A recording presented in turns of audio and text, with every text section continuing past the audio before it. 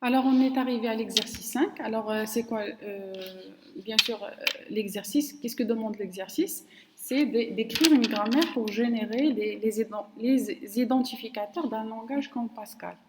On considérera qu'un identificateur est valide s'il commence par une lettre alphabétique, majuscule ou minuscule, qui peut éventuellement être suivie d'une ou plusieurs lettres alphabétiques et ou chiffres, pour ce qui est donc des noms terminaux. De cette grammaire, on pourra utiliser par exemple ID1, ID2, ID3, lettres et chiffres en ce qui concerne les symboles non terminaux. Alors pour générer cette grammaire-là, on doit avoir quatre, quatre ensembles. Le premier ensemble, c'est le 1, c'est l'ensemble des noms terminaux.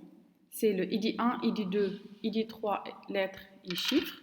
Alors pour l'ensemble, bien sûr, des noms l'ensemble des terminaux, c'est les lettres, majuscules ou minuscules.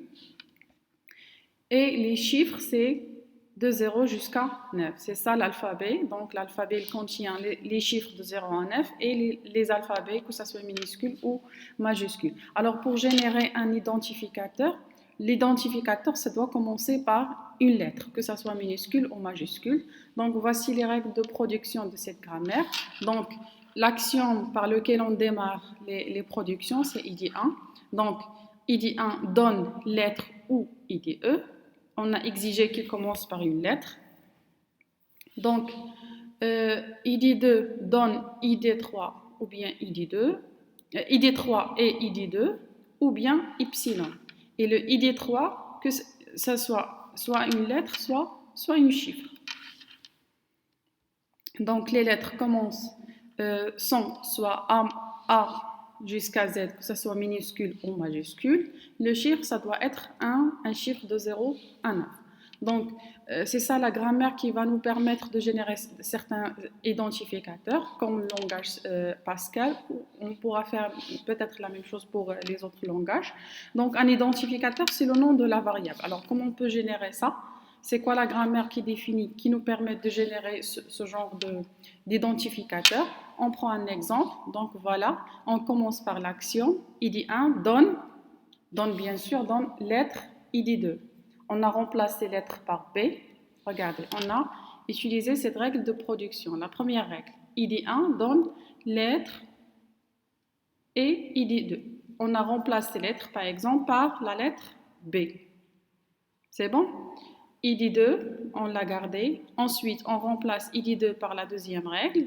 ID2 donne ID3, ID2 ou bien Y. Nous l'avons remplacé par ID3, ID2. On revient sur ID3. ID3, on la remplace soit par lettre ou par chiffre. On va la remplacer cette fois-ci par chiffre. Et ID2, on va la remplacer par ID3, ID2. On revient, toujours on a le B. On remplace le chiffre par 1 et on remplace ID3 cette fois-ci par lettre. Donc voilà. Et ID2. Cette fois-ci, on remplace lettre par un des lettres. On va la remplacer par grand X par exemple. Et ID2, on va la remplacer par Y. Donc voilà, nous avons généré un identificateur à partir de ces règles de production. Donc, sur ce, vous voyez, toujours une grammaire, c'est quoi? C'est l'occasion pour engendrer un langage, pour définir un langage. Ici, c'est le langage qu'on a défini, c'est l'ensemble des identificateurs dans le langage Pascal, qui commence par une lettre, suivie d'une lettre ou chiffre. Et c'est ça la définition qu'on a donnée à un identificateur pour le langage Pascal. Donc, vous voyez, la grammaire nous permet de générer les identificateurs du langage Pascal. Alors, vous voyez ici, on va voir dans la séance qui suit le cours, on aura d'autres modèles qui nous permettent de définir des langages, parmi lesquels, regardez ici, au lieu de mettre A ou B ou Z, A ou B ou Z, que ce soit majuscule ou minuscule. Donc, on aura un outil qui nous permet d'exprimer, de définir, de décrire plutôt un langage via un autre outil qui s'appelle les expressions régulières.